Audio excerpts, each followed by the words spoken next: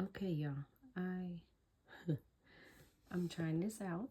Um, I couldn't figure out how to put my voice on PowerPoint, so I'm going to hold my phone camera up and just go through my tab in these slides. Okay. So we're talking about muscle. There are three types of muscle. There's your cardiac, which is your heart. It's involuntary, meaning we don't control it. There's smooth muscle, which is involuntary, meaning we don't control it. And then there's skeletal muscle. Man, maybe this way. Oh yeah, I'm trying to figure this out. So there's skeletal muscle, and we control that because that's attached to our skeleton, our bones. And so we control when we want to make movement.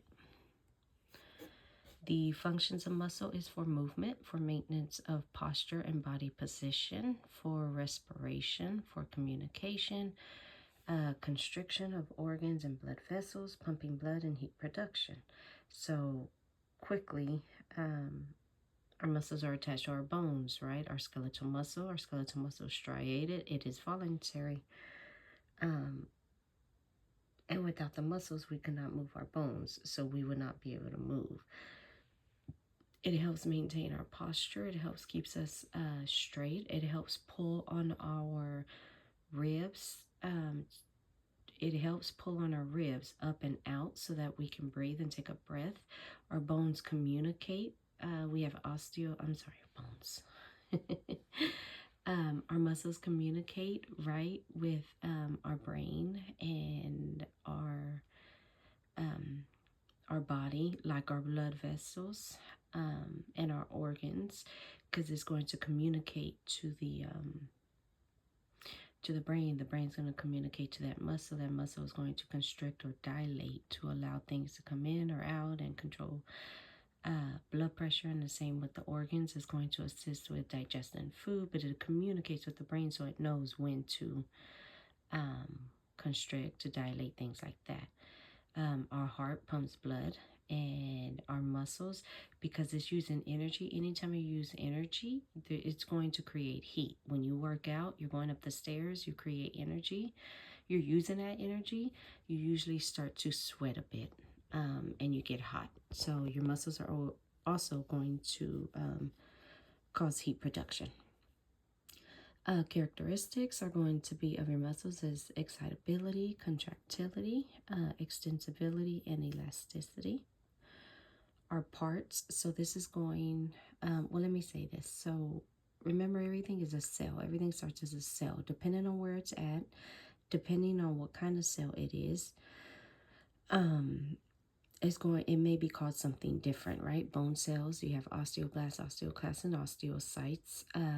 Epithelial, you have epithelial cells. Here in muscle cells, they're not called muscle cells, they're muscle fibers, but they still contain the main components of a cell. If you remember the main components of the cells, the plasma membrane, the cytoplasm, and the nucleus. So all cells, even if they're named something different, like here, this is muscle fiber, which is a muscle cell. It contains a membrane, cytoplasm, and a nucleus. So you have your muscle fiber. This is the very, very small, right? It's covered by your endomysium. Everything usually has some sort of cover. So you have the muscle cell, which is the muscle fiber. You have the endomysium, which is a covering. A group of muscle fibers with their endomysium creates a fascicle. A group of fascicles, where am I at? Creates the muscle, sorry. Creates the muscle. So around the fascicle, you have the perimysium, and then around the muscle, you have the epimysium. So remember, epi is above. So epimysium is covering the whole muscle. It's a layer of protection for the whole muscle. Okay, this is skeletal muscle because you can tell it connects to a tendon, which connects to the bone. A tendon connects muscle to bone. A ligament connects bone to bone. Okay, so muscles attach to bone by direct attachment, which means the muscle fibers merge with the periosteum. Where's our perios? Do we have it on here? Oh, that's the cover of the bone. I'm sorry. So direct attachment is muscle fibers merged with the periosteum. And indirect attachment is by the epimysium. And remember, the epimysium covers the whole muscle. That extends past the muscle as a tendon, which merges with the periosteum. So here you got the tendon, and it's merging the periosteum. Remember, covers the bone. So this, yes, covers the bone. Sorry. So this tendon connects the muscle to the bone, anchors it basically.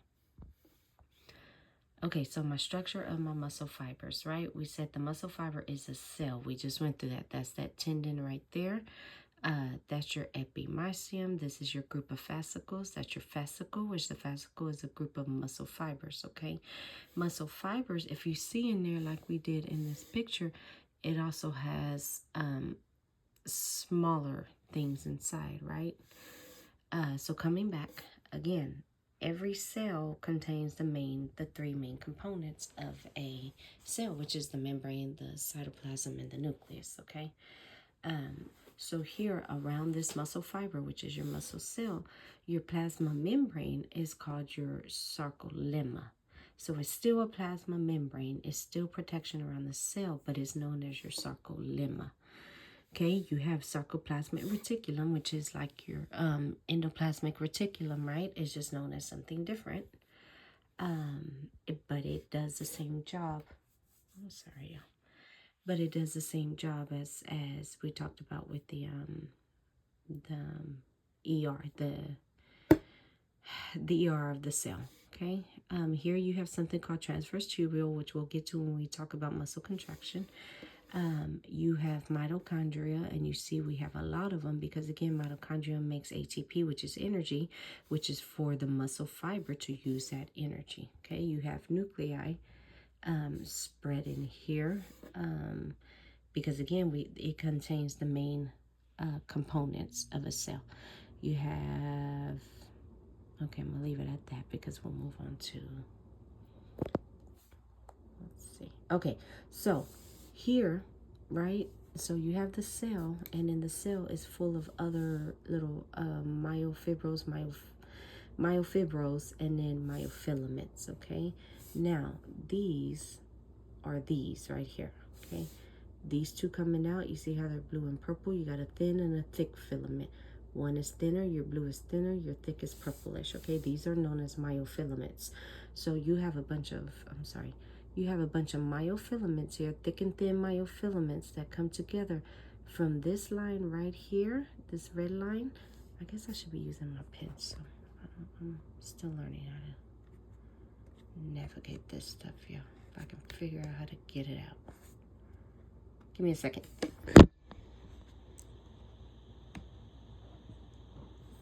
Okay. Okay, so if you look, well, man, see, y'all, I'm learning, y'all. But if you look right here, this red line right here, let me get it together. Okay, this red line right here to this red line right here is known as a sarcomere. Okay, that sarcomere is full of thick and thin filaments. So you have a bunch of thick and thin filaments that come together to make up all these sarcomeres, and then you have all of those that come together to make up a muscle fiber, which is a muscle cell. Okay, now inside those thick and thin filaments, you have your thick filaments, which contain myosin heads, and then you have your thin filaments, which look like pearls, and they contain actin, troponin, and tropomyosin. I wonder why it's doing that. And tropomyosin, you need to know that, okay? Let me see if it goes into, so these assist in contraction. When your muscles actually working, it's known as contraction. When you're relaxing, you're not using that muscle, that's relaxation. Okay, so this is your sarcomere. I'm sorry, I said red line, but from the Z line to the other Z line, that is the sarcomere. I apologize, y'all. And then you have your thin and thick filaments, and you can see the blue is thin and the purple is thick. Your thin is actin, they're interchangeable. So if I say thin filament, you should know actin. If I say the actin filament, you should know it's thin. Same with the thick. If I say myosin, you should know it's thick. And if I say thick filament, you should know it's myosin, okay? Sarcomere extends from one Z line to the next Z line, okay? You have a bunch of thick and thin filaments that come together to make these sarcomeres that then come together to make your muscle fiber, that slide up here, okay? Now, to cause contraction. So, you have your thick and your thin filaments, okay? You see these little heads, and in these pearls have holes in them distributed throughout, but they're blocked off like doors, like sliding doors, okay, that cover a hole and uncover a hole. These heads, when contraction happens, if you notice, which, and we'll get to the chemical part in a minute, but these heads reach up and they grasp inside one of those holes. You can see the head there. You can see the head where it's red, right? I'm sorry, not where it's red. The longer ones that are touching, those are grabbing onto holes. And when they grab onto holes, they're grabbing them and they're pulling that thin filament forward. So the thick filament has heads. It's grasping onto the holes in the thin filament, and it's pulling it forward. Then it comes back, grasps the next holes, and pulls forward, okay? But that's basically what it's doing in this picture. That is contraction. You notice how it's further apart right here and down here as the thick filaments heads, the myosin heads grab onto the actin, those actin holes. It throws it forward, and you can see how this becomes thinner because the contraction is throwing them forward, is coming together. Your muscle, as it contracts, it gets shorter because it comes together.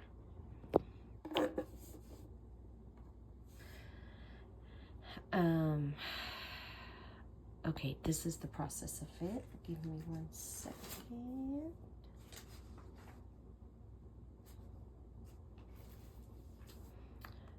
Okay, so that's physically how that muscle works, okay? Just like I said, in order for a muscle to contract, when you're in relaxation, your muscle is long. When you're in, let me see if I can find something to put this on. When you're in contraction, like when I'm talking right now, my muscles are contracting and they're getting shorter, okay? I'm sorry, I'm trying to put this phone down so I start moving so much, but it might not work. Let me see if I can put this back. Oh, y'all. Okay, that didn't work. I don't even know if it's gonna stay up. Okay, that didn't work, but let me try this. Okay, so as I said, that was the physical part of it. The thick myosin heads grab onto the thin myosin holes and throws it forward. When you're contracting your muscle shrinks, it gets shorter, and they come together. So hence that Z line and that Z line, they come together. Now, in order to cause that to happen, we need chemical reactions, right? We need things to happen.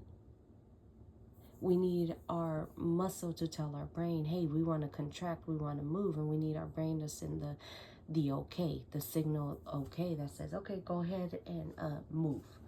Okay, so our muscle communicates with our brain, and our brain communicates with our muscle. It's okay to go ahead and move. It's okay to work. It's okay to talk. It's okay to move that muscle.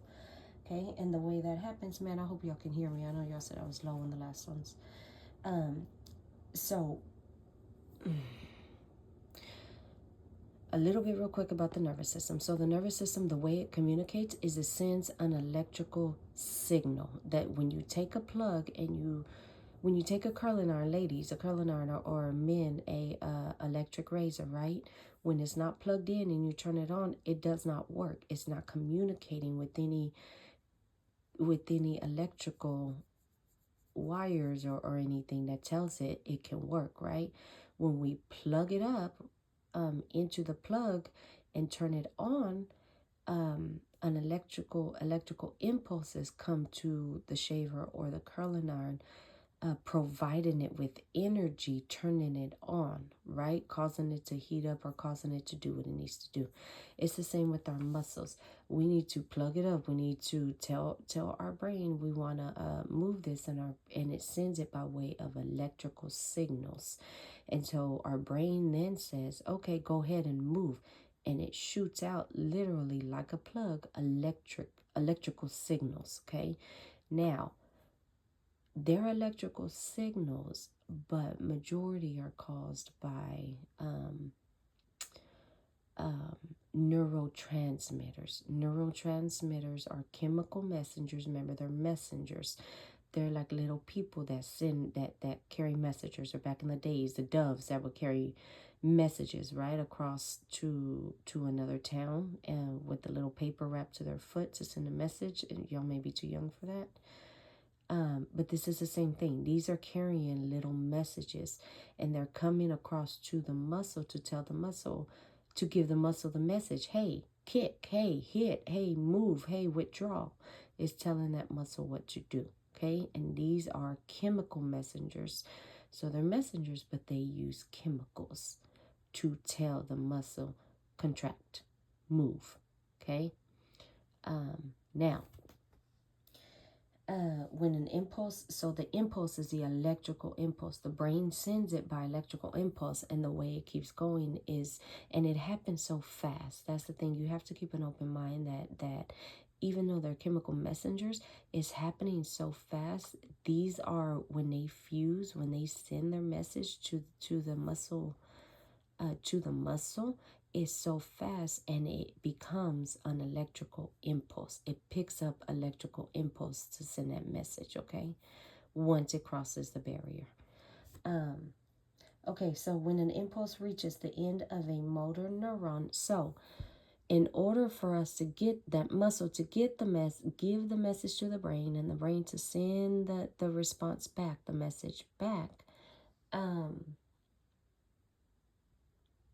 we have to have this connection, right? This is your motor neuron. Sensory, remember sensory neurons, and we're going to learn this next chapter, but sensory neurons, remember neurons deal with the nervous system, but sensory neurons bring in information to the body, okay? Motor is your action. That is what your signal the brain sends out, and what the message it wants the brain to give the organs or the muscles or anything. So your motor neuron, when you hear motor neuron, you know that motor neuron is going to cause an action or reaction, okay? So you have a bunch of these spread out through the muscle. You have one here, you have one here, you have one here, you have one there, depending on the muscle that it is and how often you use it.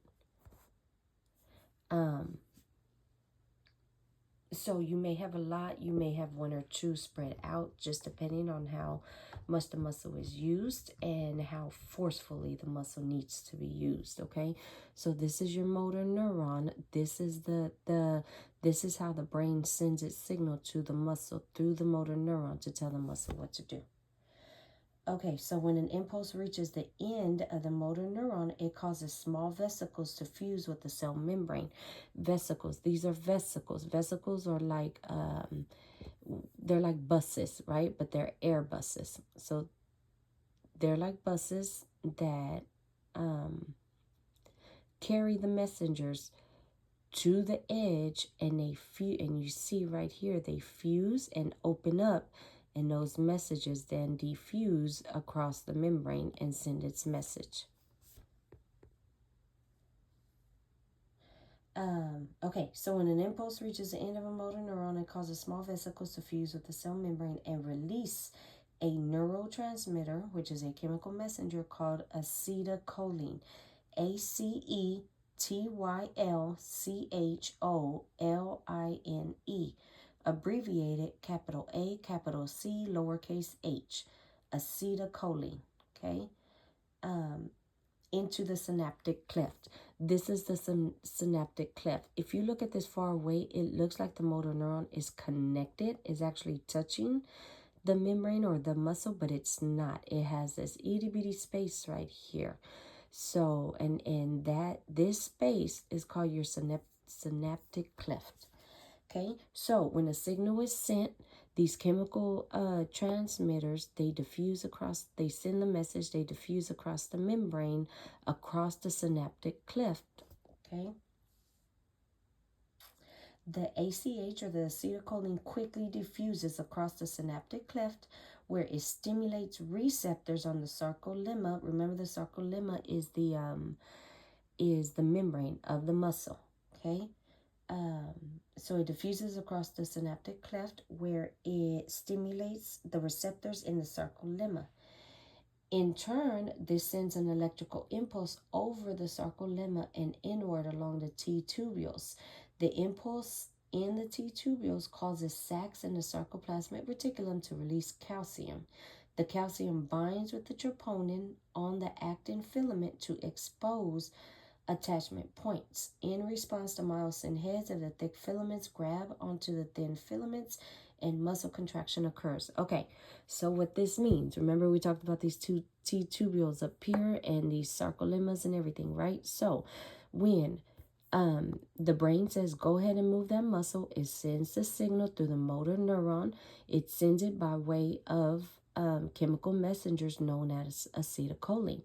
Acetylcholine is carried into vesicles. These vesicles fuse with the membrane, right? And they diffuse across the synaptic cleft, okay, into the sarcolemma, which is the membrane. So it diffuses across, okay?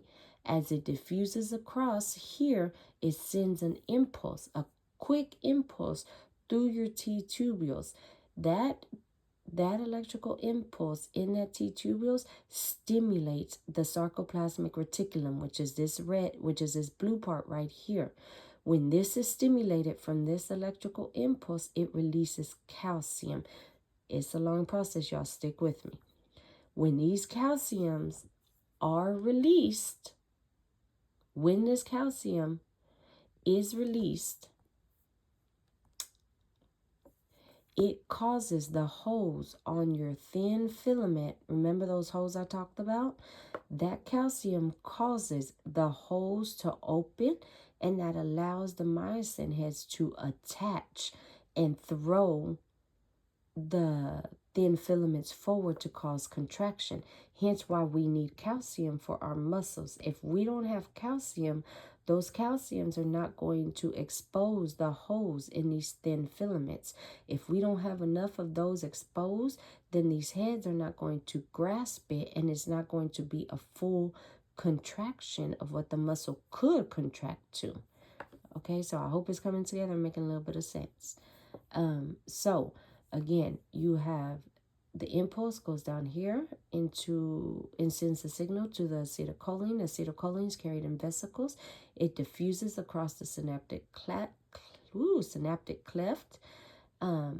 into here, into the membrane, but then it also causes an electrical impulse through the T tubule, which stimulates the sarcoplasmic reticulum. The sarcoplasmic reticulum releases calcium. The calcium allows for the holes in your thin filaments to open, to expose, where then the heads of your thick myosin can attach to those holes and throw all at once. It's throwing it forward from both sides, causing contraction. Whew.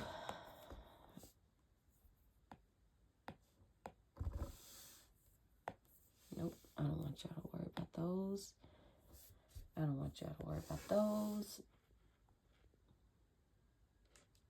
Okay, so moving on to, okay, your neurons, right? Your neurons have to do with your nervous system. Again, your muscle sends a signal to the brain about, hey, let's move. Your brain says, okay, go ahead and move, and sends that signal back, okay? But it hits different parts of the spinal cord or the brain, okay? You see here, just depending on where it hits, neuron 1, 2, 3, your motor neuron 1, 2, 3, depending on how strong you need the contraction to be, is going to depend on how strong this and how quickly that responds, okay, which is your spinal cord. That's all I want y'all to know about that. When we get to nervous system, it'll come together. Okay. Let me get to my page real quick, y'all, so I make sure. Okay. Isometric contractions. In isometric contractions, the tension within a muscle increases while its length remains the same. So, for example, if you pull a cable fastened to a stationary object, the muscle in your upper arm will tighten, but its length will remain the same. So just like this, right? If I add another weight, another weight, another weight, the tension gets heavier, but he's not moving. It's just pulling more weight on him. He's not really shortening it up or causing it to go longer. Oh, I'm sorry. Isotonic. In isotonic contractions, the muscle changes length and moves a load, while the tension within the muscle remains the same. So we're gonna have a 1 pound, 2 pound, 8 pound weight. The weight remains the same. We're not adding weight. We're not taking weight away, but we're moving it up and down. Meaning, when we move it up, the muscle is shortening. When we move it down, the muscle gets longer. Okay, you can tell how this muscle is a little bit longer, and this one's just a little bit shorter because it's going up just a little bit. That one is more than 90 degree.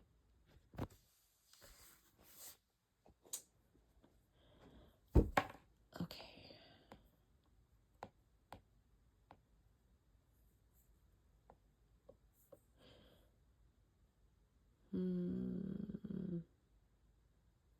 Okay, let me get to there real quick.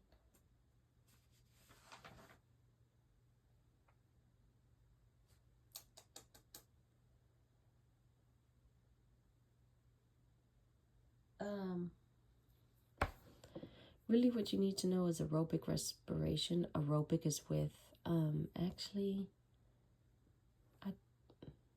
no. Okay, so moving on to origin and insertion. Let me find it in here, so I'll make sure I give it to y'all the right way, okay? So, the origin. The origin refers to the end of the muscle that attaches to the more stationary bone. Stationary means more still, okay? The one that moves the least. For example, the origin of the biceps brachii is the scapula, which is relatively immobile, okay? My scapula is the back, right? Where we listen to our lungs right here on the back posterior.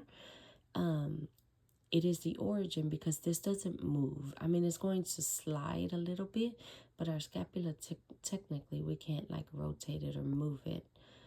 So that stays more stationary. So that's going to be your origin, okay? Your insertion is going to be where the bone moves more. So this is going to be your radius. When we move it down, the radius moves. It actually glides a little bit over the other one. And so it's going to move more than the scapula does.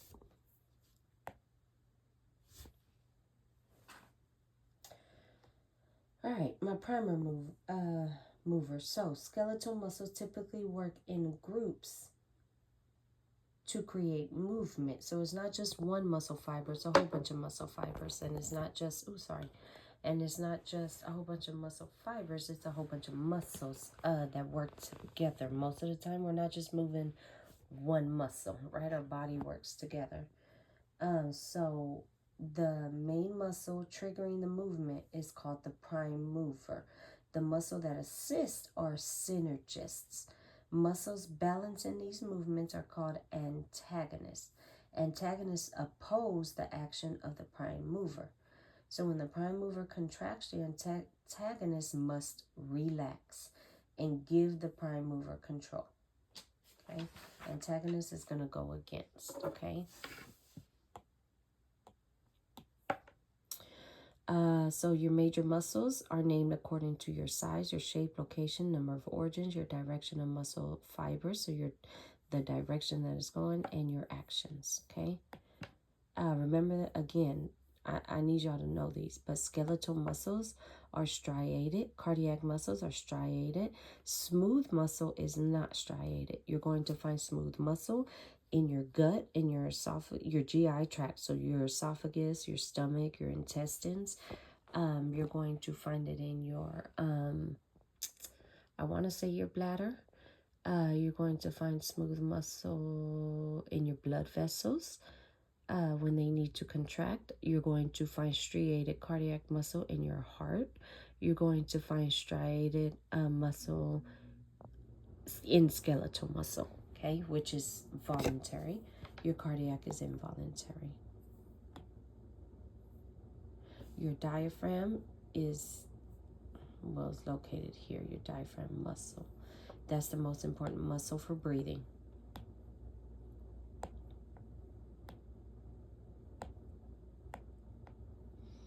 Make sure y'all study your muscles, y'all.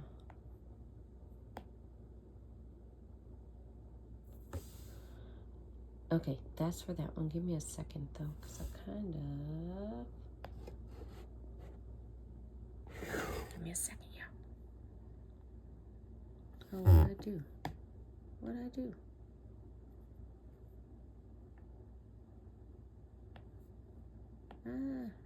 Thought I had it up.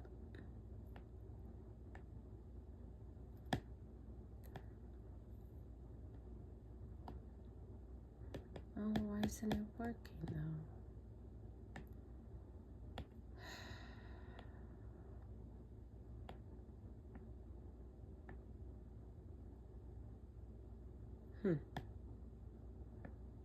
Okay. I was trying to get that off, but I can't. I just want to make sure we hit majority of the stuff in your in Concord's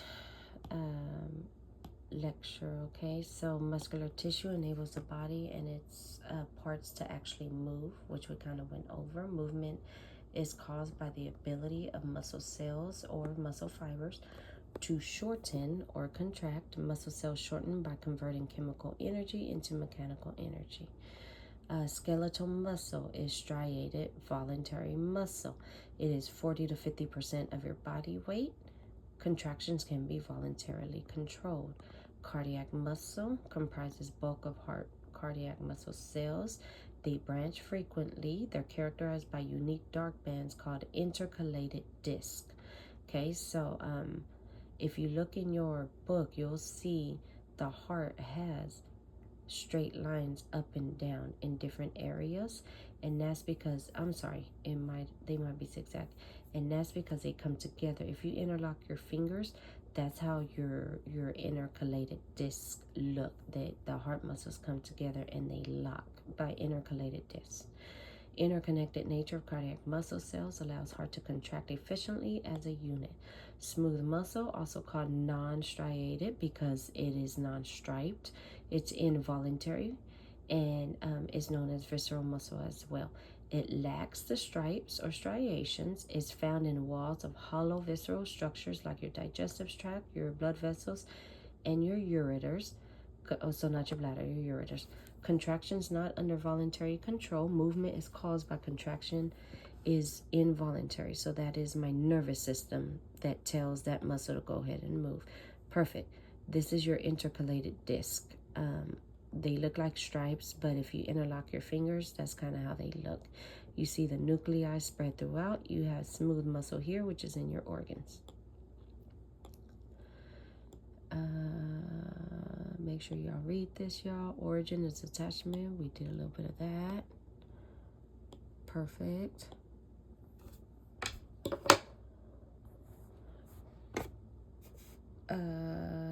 Bursae are like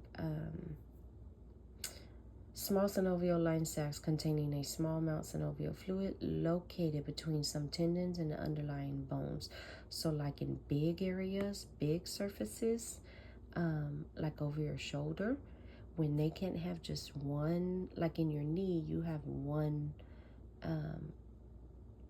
joint, right? We talked about it. It kind of showed it in the picture when we talked about the capsule, the synovial membrane, the fluid, the cavity, right? And so sometimes they have bursae, which are a bunch of little joints that cover a large area. Okay, they're known as bursae. We went through your thick and thin myosin. We went through mechanisms, movement. Muscles produce movement by pulling on bones as a muscle contracts.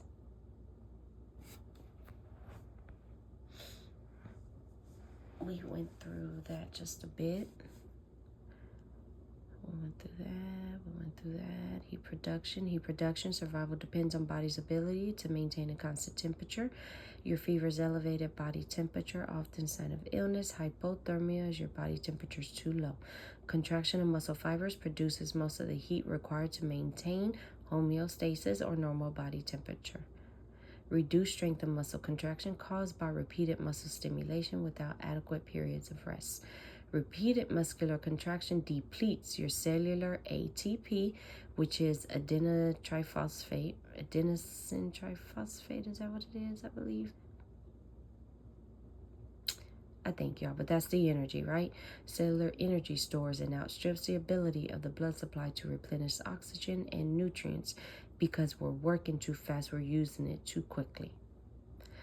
Contraction in the absence of adequate oxygen produces lactic acid. So lactic acid is a byproduct of our muscles are contracting and working, but without enough oxygen. So we start to produce a byproduct called lactic acid. And when we produce too much lactic acid, it's dangerous for us, which contributes to muscle burning. Oxygen debt, metabolic effort required to burn excess lactic acid that may accumulate during prolonged periods of exercise. Labored breathing after strenuous exercise is required to pay the debt. This increased metabolism helps restore energy and oxygen reserves to pre-exercise. So what I need you to know is that lactic acid is a byproduct. When you work out too hard, too much, without enough oxygen, your muscles will start to produce lactic acid, okay? And it can be dangerous for you. Muscle functioning depends on the functioning of many other parts of the body. Most muscles cause movements by pulling on bones. We know that. Integration, muscle functioning depends on functioning of many other body parts. Multiple sclerosis, brain hemorrhage, and spinal cord injury are examples of how pathological conditions in other body organ systems can dramatically affect movement. So multiple sclerosis is a nervous system issue, but it's going to affect the muscles. It's going to affect how the signal is transmitted from the brain to the muscle. Brain hemorrhage is going to put pressure on our brain and is going to cause a lack of oxygen in that part of the brain. And that part of the brain connects to something in our body, some sort of muscle, and is going to cause that muscle to be ineffective. Same with spinal cord injury. It is a nervous system injury, right? And so that's going to cut signal from the brain to the muscle as well, causing our muscles not to work. Stimulation of a muscle by a nerve impulse. Okay, we talked about that. That is your motor neuron. You see how it has a bunch of it because it has to stimulate multiple muscle cells, muscle fibers, when we want an action, a reaction. Oh, I've never seen this picture. Look at that. That is neat.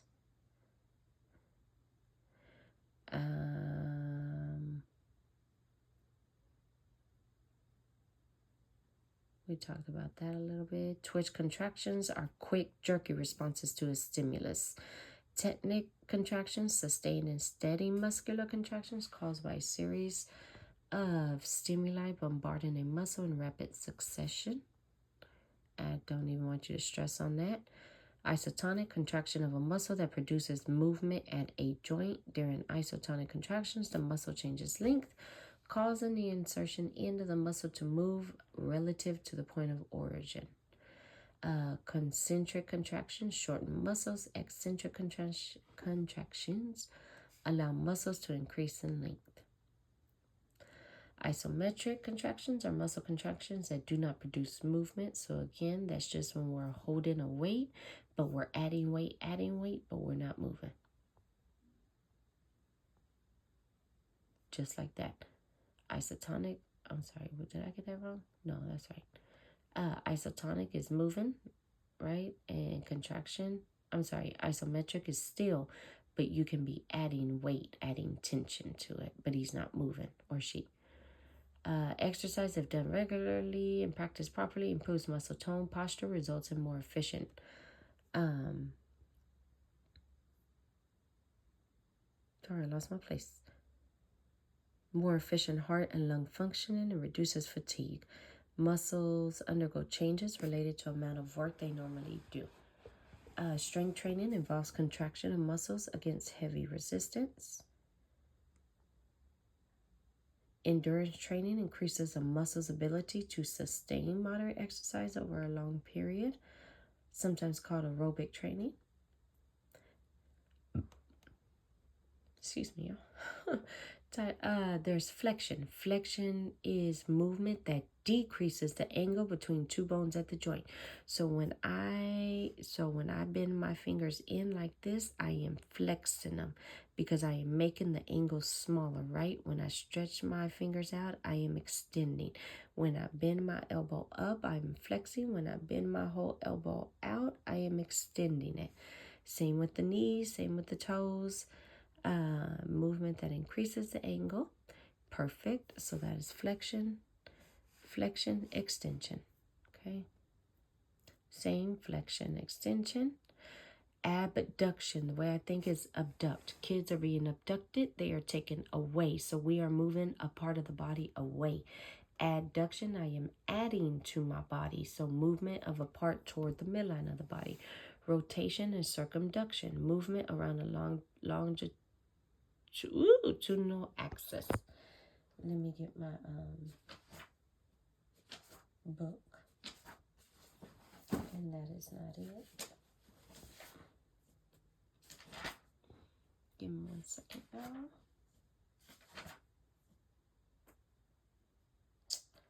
Where is my circumduction? Here we go. On page 234, 233, 234, you'll see all the movements, okay? So adduction, abduction, rotation, supination, and pronation, dorsiflexion, plantar flexion. Oh, perfect, right here. You got your flexion, extension, your adduction, abduction, your rotation, your circumduction, your supination, and pronation. Okay, dorsiflexion, plantar flexion, inversion, eversion, inversion, eversion. The pinky is going out, the big toe is going in. Know your muscles. I can't help you with memorization, okay? But just know your muscles.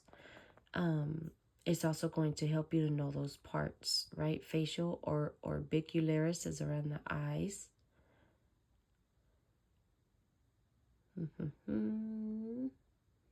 Know all your muscles. Know your muscles, know your bones, know your skull bones. I believe there's different bones like frontal and just like the muscles, frontal, temporal, occipital. All your muscles of your trunk. Okay, let me make muscular disorders. Myopathies. Myo is muscle. Muscle disorders can range from mild to life-threatening. So muscle injury is a strain. Injury from overexertion or trauma involves stretching or tearing of muscle fibers, often accompanied by myalgia. May result in inflammation of muscle or of muscle and tendon. If injury is near a joint and involves ligament damage, it may be called a sprain. They have low blood supply, so it takes 3 or 4 weeks to heal. Cramps are painful muscle spasms, involuntary twitches. Crush injuries result from severe muscle trauma and may release cell contents that ultimately cause kidney failure. Stress-induced muscle tension can cause headaches and pain. Several bacteria, viruses, and parasites can affect muscles. So poliomyelitis is a viral infection of motor nerves that ranges from mild to life-threatening. So my motor neurons are affected, meaning my signal from my muscle to my brain and my brain to my muscle is going to be affected. Dystrophy, a group of genetic disorders characterized by muscle atrophy. Atrophy is shrinking, okay? So Duchenne muscular dystrophy is the most common, characterized by rapid progression of weakness and atrophy. X-linked inherited disease affecting mostly boys. I worked with a little girl with this once. Myasthenia gravis is an autoimmune muscle disease characterized by weakness and chronic fatigue. So remember, when it's autoimmune, it depends on what, well, our body's attacking itself. But there are different names for depending on what our cells are attacking. Are we attacking our own joints? Are we attacking our myelin sheath? Are we attacking our muscles? Okay. Let me make sure I get everything real quick.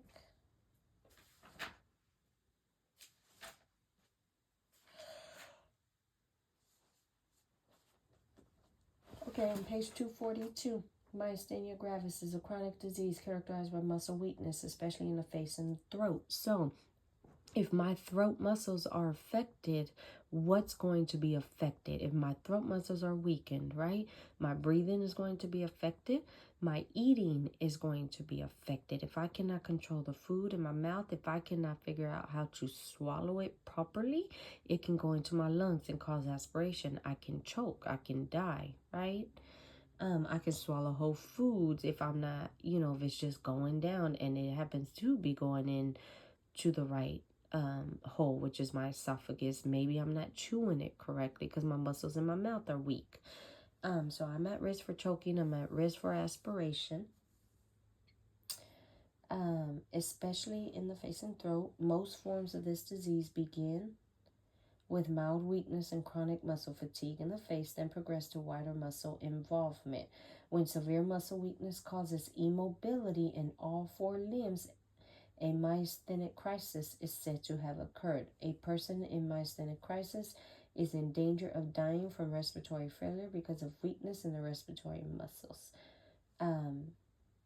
Myasthenia gravis is an autoimmune disease in which the immune system attacks your acetylcholine receptors on the muscle fibers at your neuromuscular junction.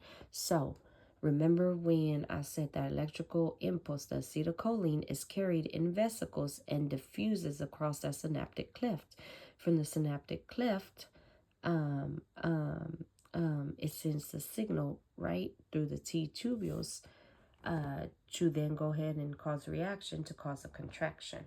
Okay, but the muscle has the membrane, which is the sarcolemma, right? And they have receptors so that the acetylcholine can attach to those receptors. But if those receptors are being attacked and they're not functioning properly, they've been bent or broken, then they're not going to function properly. They're not going to attract the acetylcholine properly, and then they're not going to function properly, okay?